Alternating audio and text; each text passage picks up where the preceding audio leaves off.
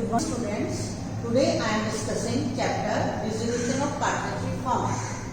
Dissolution of partnership firm is of two types: dissolution of firm and dissolution of partnership. Dissolution of firm means partnership firm ends. Ends का मतलब है कि firm अपना business जो है खत्म कर देती है और फर्म डिसकंटिन्यू हो जाती है. Dissolution of partnership means reconstitution of partnership.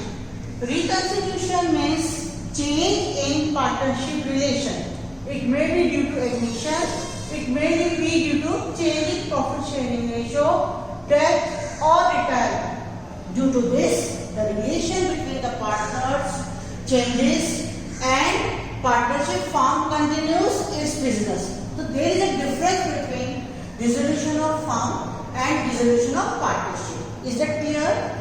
Now we discuss modes of dissolution. There are various methods जिसके द्वारा डिसोल्यूशन जो है पार्टनरशिप का किया जा सकता है, उसको बोलते हैं modes of dissolution. Mutual agreement. Mutual agreement का मतलब है कि आप जो है सब पार्टनर्स जो हैं मिलकर डिसाइड करते हैं कि जो है वो पार्टनरशिप को खत्म करना चाहते हैं. Next is compulsory dissolution. Compulsory dissolution का मतलब है सारे, मान लीजिए एक फर्म में A B C D 4 partners हैं, एक पार्टनर को छोड़कर बाकी सभी पार्टनर इंसॉल्वेंट हो जाते हैं या फर्म का जो बिजनेस है वो इलीगल हो जाता है, तब कंपल्सरी डिसोल्यूशन होता है. बाय नोटिस का मतलब क्या होता है कि फर्म एट विल होती है और पार्टनर्स जो है कभी भी अपनी इच्छा से फर्म को खत्म कर सकते हैं. On happening of an event. On happening of an event का मतलब है कि पार्टनरशिप डीड में लिखा हुआ है कि या तो डेथ हो जाए या जो प्रोजेक्ट चल रहा है वो खत्म हो जाए जो है, या कुछ पर्टिकुलर ईयर के बाद हम जो है पार्टनरशिप को खत्म करना चाहते हैं, उसको बोलते हैं on happening of an event. Dissolution by court. Dissolution by court का मतलब होता है कि जब कोर्ट कहती है कि फर्म को खत्म कर दें. फर्म कब कहती है? कोर्ट जो है जब पार्टनर जो है उसका दिमाग जो है पार्टनर्स का जो है इंसेन हो जाए या बिजनेस जो है आपका अनलॉफुल हो या फर्म जो है इंसॉल्वेंट हो जाए सारे पार्टनर्स, तब भी जो है फर्म जो है बाय ऑर्डर ऑफ कोर्ट जो है फर्म को जो है डिसोल्व कर दिया जाता है. अब फर्म को जब डिसोल्व किया जाता है उसको बोलते हैं डिसोल्यूशन. डिसोल्यूशन के समय क्या है कि फर्म हम खत्म कर रहे हैं. खत्म करने का मतलब है जिस समय हम फर्म खत्म करते हैं तो फर्म के पास एसेट्स भी हैं, फर्म के पास लायबिलिटी भी है. ठीक है, तो हमें उसे कैसे करना है? अब सेटलमेंट ऑफ अकाउंट. सेक्शन 48 कहता है, सेक्शन 48 में ये लिखा हुआ है कि फर्म के अकाउंट्स कैसे सेटल करने हैं. अगर लॉसेस हैं तो सबसे पहले प्रॉफिट में से दिए जाएंगे, अगर प्रॉफिट कम है तो कैपिटल में से दिए जाएंगे, अगर कैपिटल भी कम है तो पार्टनर पैसा लेके आएंगे. सेकंड है एसेट्स. एसेट हमने बेची क्योंकि हम बिजनेस खत्म कर रहे हैं, ठीक है, तो हमें चाहे लायबिलिटी को भी पे करना है और एसेट्स को भी. एसेट्स अगर हम बेचते हैं जो उनसे पैसा मिलेगा सबसे पहले उसे हम आउटसाइड लायबिलिटी को देंगे. आउटसाइड लायबिलिटी का मतलब क्या होता है? वो लायबिलिटी हमें जो बाहर देनी होती है उसको हम बोलते हैं आउटसाइड लायबिलिटी. उसके बाद अगर किसी पार्टनर से हमने लोन लिया हुआ है उसको रीपे करते हैं. यही सीक्वेंस है. सबसे पहले हम आउटसाइड लायबिलिटी देते हैं, उसके बाद हम वो लोन लेते हैं जो कि हम पार्टनर से हमने लिया हुआ है. इस तरह से जो है हम एसेट्स जो हमें पैसा मिला है उसको हम यूज करते हैं. This is all about the settlement of accounts. Dissolution of partnership firm में सबसे पहले जो हमें अकाउंट बनाने हैं या ट्रीटमेंट करना है वो है रियलाइजेशन अकाउंट.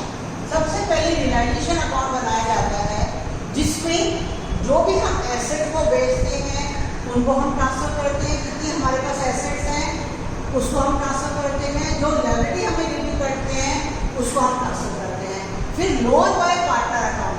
कोई भी लोन हो, चाहे फर्म ने पार्टनर को लोन दिया है या पार्टनर ने फर्म को लोन दिया है, दोनों ही चीजों को हम रियलाइजेशन अकाउंट में नहीं लेते. यानी आपका ये वाला और ये वाला पोर्शन दोनों ही चीजें आपकी रियलाइजेशन अकाउंट में नहीं आती.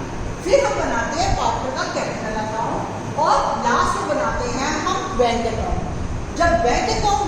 बनता है, ये बैलेंस जो है आपका मिलना चाहिए, क्योंकि इससे हमें पता चलता है कि हमने जो क्वेश्चन किया है वो सही है या नहीं।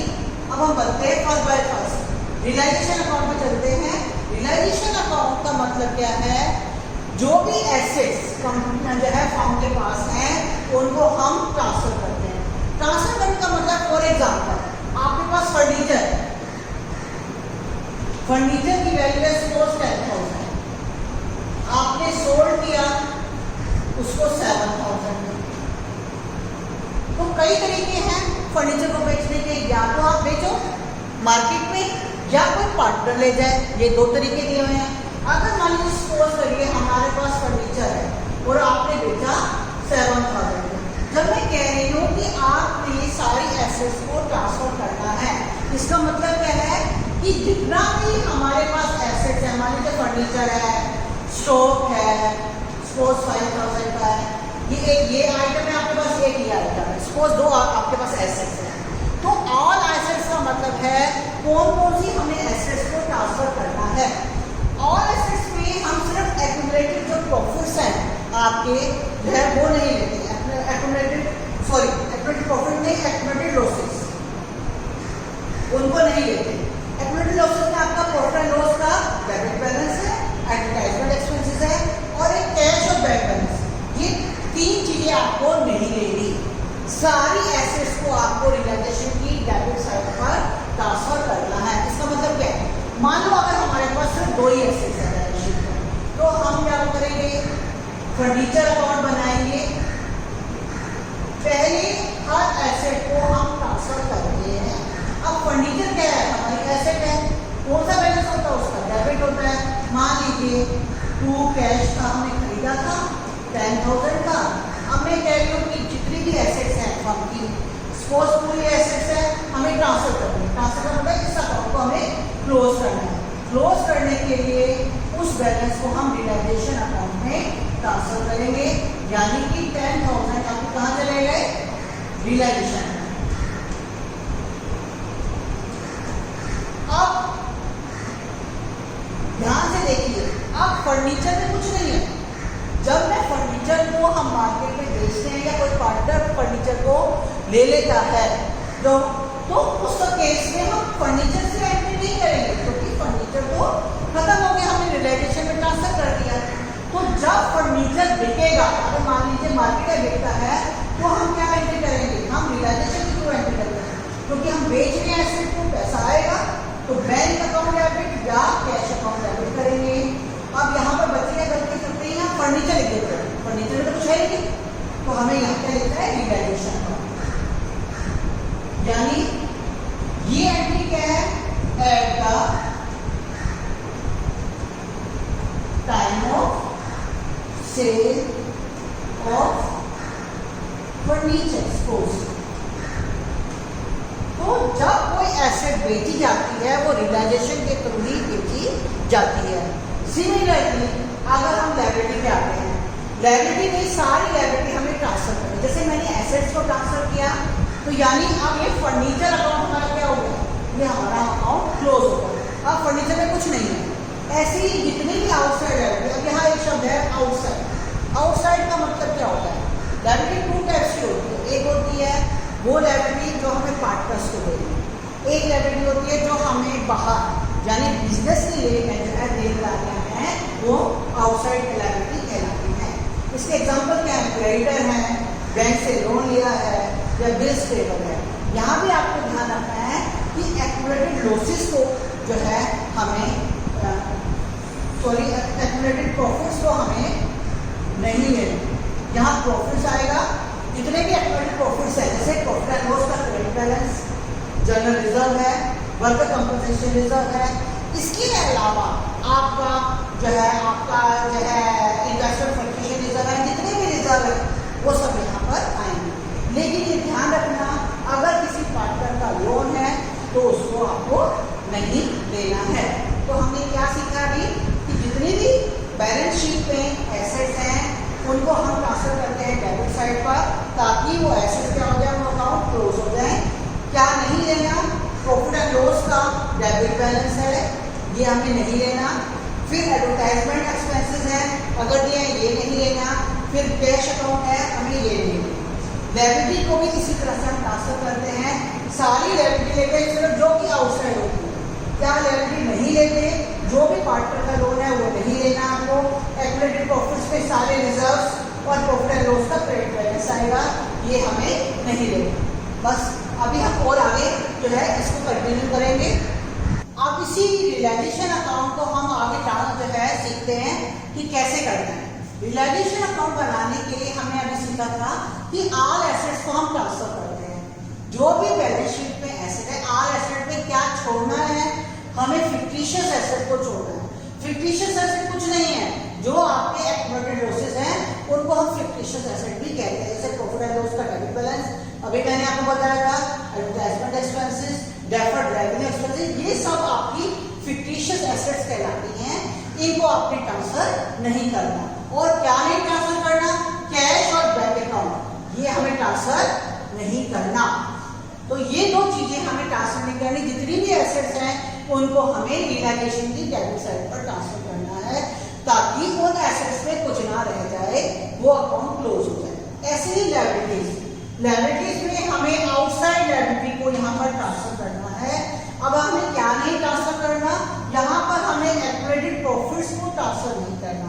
अब आउटसाइड लायबिलिटी में अभी हमने सीखा था क्रेडिटर आते हैं, बिल्स पेबल आते हैं, कोई भी लोन है, बैंक का लोन है। अब मिसेस एक्स ने यहाँ क्यों लिखा है, मान लीजिए पार्टनर है एक्स, वो पार्टनर का लोन है, वो हमें नहीं लेना। लेकिन अगर मिसेस एक्स ने लोन लिया है वो हम यहाँ लेंगे, वो आउटसाइडर हो गई, वाइफ से कोई मतलब नहीं है। तो अगर मिसेस एक्स फर्म को लोन देती है, वो आउटसाइड लोन जो है लायबिलिटी में आएगा। ऐसे बैंक ओवरड्राफ्ट है, ऐसे एम्प्लॉइज प्रोविडेंट फंड है, इन सब को हम ट्रांसफर करते हैं। ऐसे जैसे हम ट्रांसफर करते हैं, इसका मतलब क्या है, मान लीजिए मैं एक क्रेडिटर अकाउंट बनाती हूँ, सपोज मैंने क्रेडिटर अकाउंट बनाया। अब क्रेडिट क्या है, लायबिलिटी है, इसका कौन सा बैलेंस होता है, बैलेंस बीडी, हम क्रेडिट साइड पे लेंगे। सपोज क्रेडिटर आपके पास 10,000, ठीक है।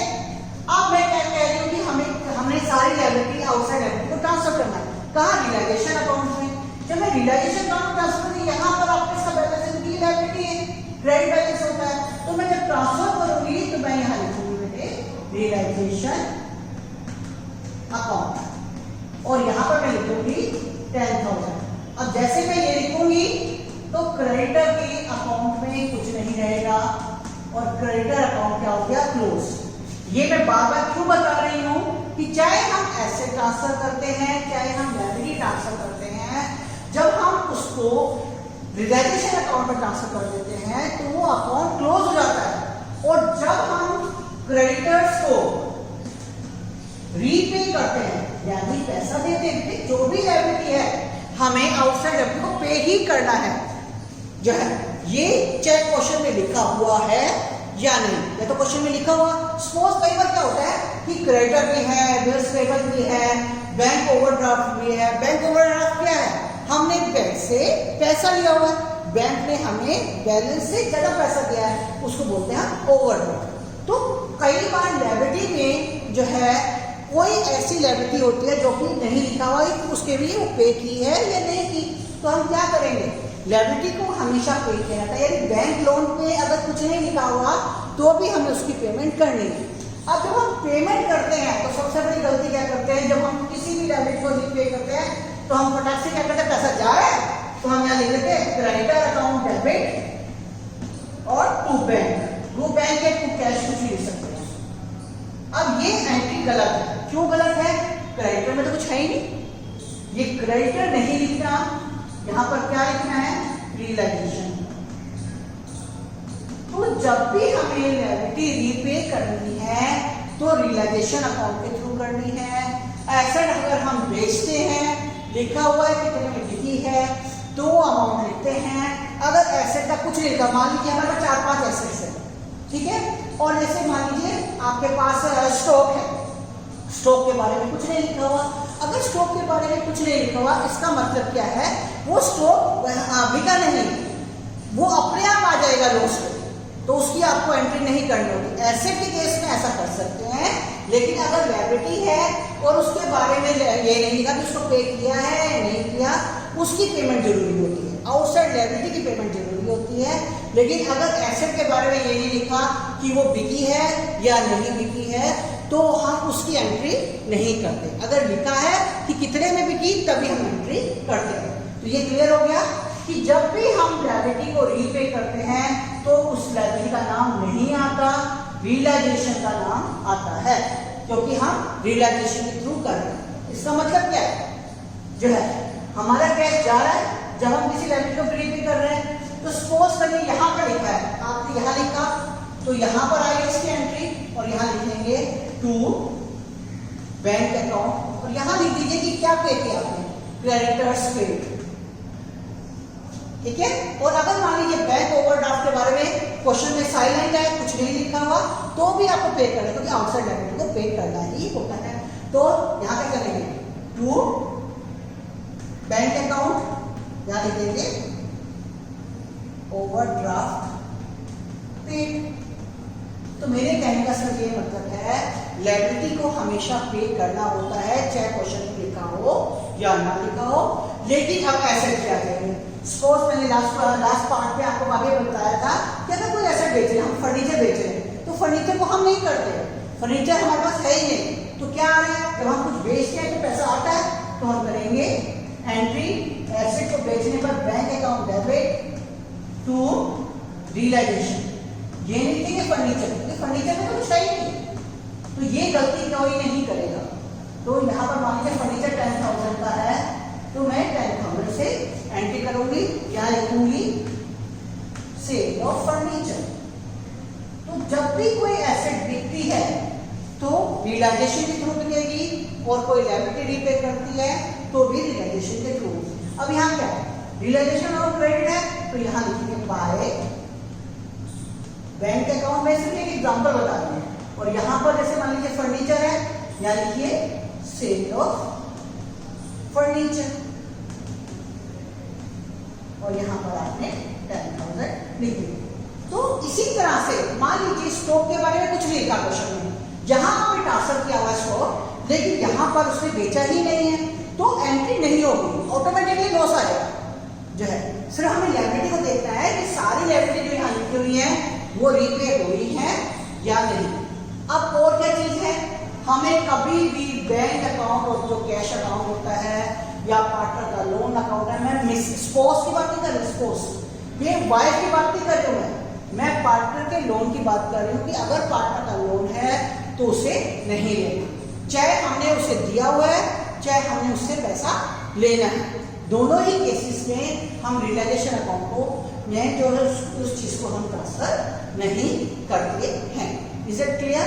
अब इसमें एक और चीज है, एक्यूमुलेटेड जो है, एक ये है डेटर, एक ऐसे होती है आपकी डेटर। अब डेटर ये है डेटर। अब डेटर में दो चीजें हैं कि डेटर में कई बार क्वेश्चन मान लीजिए लिखा हुआ है 10,000 है और प्रोविजन फॉर बैड डेट दिया हुआ है आपका 2,000। अब इस तरह के अगर क्वेश्चन आते हैं तो कैसे करना है? अब इसमें जो डेटर क्या है, एसेट है, तो टोटल अगर आप अमाउंट यहाँ ट्रांसफर करते हैं वो 10,000 जाएगा, जो प्रोविजन है ये लायबिलिटी में जाएगा। मैं ये समझा रही हूँ जिस क्वेश्चन में आपको प्रोविजन दिए हुए हैं, क्योंकि ये लायबिलिटी है तो ये लायबिलिटी में ट्रांसफर होगी, और अगर किसी क्वेश्चन में डेटर दिए हुए हैं तो डेटर पूरे अमाउंट से जो है एसेट में ट्रांसफर किया जाएगा। और जो पोर्शन अगर प्रोविजन है तो लायबिलिटी में होता है, अगर नहीं है तो कोई प्रॉब्लम ही नहीं है। अगर ये नहीं दिया हुआ क्वेश्चन में तो 10,000 तो आएगा ही आएगा। अगर किसी क्वेश्चन में कोई प्रोविजन दिया हुआ है या प्रोविजन फॉर डिस्काउंट और डेटर दिया हुआ है तो भी वो लायबिलिटी में शो किया जाएगा। तो ये जो प्रोविजन है तो डेटर को हम 8,000 से नहीं लिखेंगे, डेटर को यहाँ पूरे अमाउंट से लिखा जाता है। अगर उस क्वेश्चन में प्रोविजन दिया हुआ है तो उसको लायबिलिटी शामिल जो है लायबिलिटी में शो किया जाता है। Is it clear? अब है एक्यूमुलेटेड प्रॉफिट्स और लॉसेस की बात करते हैं। अब मान लीजिए वर्कर कंपनसेशन फंड है, ठीक है, ये सब कुछ समझ आ गया कि बैंक ओवरड्राफ्ट क्या होता है जो है और उसका क्या होता है। अब हम आगे इसको कंटिन्यू करते हैं कि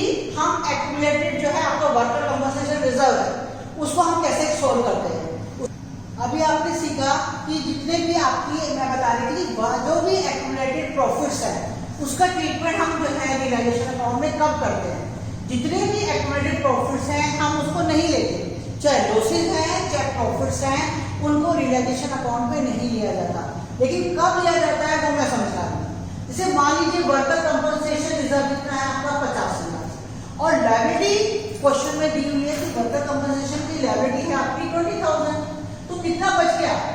आपकी लायबिलिटी को अगर हम माइनस कर रहे हैं तो बच गया आपका 30,000। जो 30,000 वर्कर कंपनसेशन रिजर्व का बचेगा उसको हम पार्टनर्स के कैपिटल अकाउंट में ट्रांसफर करेंगे उनके प्रॉफिट शेयरिंग रेशियो में। अब जो लायबिलिटी होती है आपकी, मान लीजिए लायबिलिटी कितनी है 20,000 की, जो लायबिलिटी है आपकी 20,000 की उसकी 2 एंट्री होंगी। तो एक कहने का मतलब ये है कि कोई भी एक्यूमुलेटेड प्रॉफिट को हम रियलाइजेशन अकाउंट पे तब ट्रांसफर करते हैं अगर उसकी लायबिलिटी अराइज हो जाती है। अगर लायबिलिटी नहीं है तो हमें उसे रियलाइजेशन अकाउंट में नहीं लेना। अगर लायबिलिटी है उससे कंसर्न से रिलेटेड एक्यूमुलेटेड प्रॉफिट की लायबिलिटी है तो हमें उस पोर्शन को रियलाइजेशन अकाउंट पे लेना है। मैं इस क्वेश्चन में आपको यही समझा रही हूँ। मान लीजिए रिजर्व है 50,000 का, एक जो है वर्कर ने कंपनसेशन का क्लेम डाला है 20,000 का, तो कितना बच गया 30,000। 30,000 तो कैपिटल अकाउंट के थ्रू जाएगा, यानी उनके कैपिटल अकाउंट में ट्रांसफर होगा। क्योंकि वर्कर कंपनसेशन फंड क्या है, हमें इसे क्या करना है, राइट ऑफ करना है। तो राइट ऑफ करने की कैपिटल क्या होगी, worker compensation reserve account debit to partners capital account, चाहे ए हो चाहे बी हो चाहे सी। तो सब पार्टनर्स में जो बैलेंस बच गया यानी 30,000 रुपए जो है, जो बैलेंस बचा हुआ है उसकी एंट्री कैपिटल अकाउंट के थ्रू की जाएगी। और जो क्लेम है, किसी वर्कर ने अगर क्लेम दिया है तब वो रियलाइजेशन अकाउंट में जाता है वो पोर्शन, उसकी एंट्री क्या होगी, वर्कर कंपनसेशन रिजर्व। क्यों हमने किया कि हमें वर्कर कंपनसेशन रिजर्व तो 50,000 है, हमें इसे 50,000 की एंट्री करनी है। तो इसमें से जो क्लेम है ये पोर्शन जितनी की लायबिलिटी होती है वो पोर्शन वर्कर कंपनसेशन रिजर्व को क्यों डेबिट किया, क्योंकि ये क्या होता है, इसका बैलेंस तो क्रेडिट होता है। हमें इसे खत्म करना है, कितना खत्म करना है, लायबिलिटी के हिसाब से 20,000 खत्म करना है टू रियलाइजेशन अकाउंट, यानी जितनी की लायबिलिटी होती है सिर्फ वही पोर्शन रियलाइजेशन अकाउंट में ट्रांसफर होता है। अगर कोई लायबिलिटी नहीं है तो वर्कर कंपनसेशन रिजर्व कभी भी रियलाइजेशन अकाउंट में नहीं जाएगा। 2 एंट्री होती है लायबिलिटी की, जब कोई वर्कर क्लेम करता है, पहला worker compensation reserve account debit to realisation account, दूसरी entry realisation account debit to bank. क्यों किया, क्योंकि हम उसको कह देते हैं पैसा देना, जो हम पेमेंट कर रहे हैं ये 2 एंट्री करते हैं, खाली ये एंट्री से काम नहीं चलेगा। तो 3 एंट्री होगी आपकी, क्लेम है तो 2 एंट्री और उस क्लेम को हमें रियलाइजेशन अकाउंट पर ट्रांसफर करना है। अगर बैलेंस बच गया है तो वर्कर कंपनसेशन रिजर्व को कैपिटल अकाउंट में ट्रांसफर कर दो। अगर किसी क्वेश्चन में लायबिलिटी ना दी हो, ये नहीं दी तो सारा का सारा पैसा उनके पार्टनर्स के कैपिटल अकाउंट में ही जाएगा और कोई भी बैलेंस जो है आपका जो है पार्टनर्स के कैपिटल अकाउंट में कोई भी पैसा रियलाइजेशन में नहीं जाएगा। रियलाइजेशन अकाउंट में तभी जाता है अगर आपका जो है वो रिजर्व जो है, अगर कुछ नहीं लिखा हुआ, क्लेम नहीं है कोई भी, तो उनके पार्टनर के कैपिटल अकाउंट में जाएगा, रियलाइजेशन में तभी जाएगा चाहे कोई क्लेम होगा। ओके, तो I think this question is clear to you.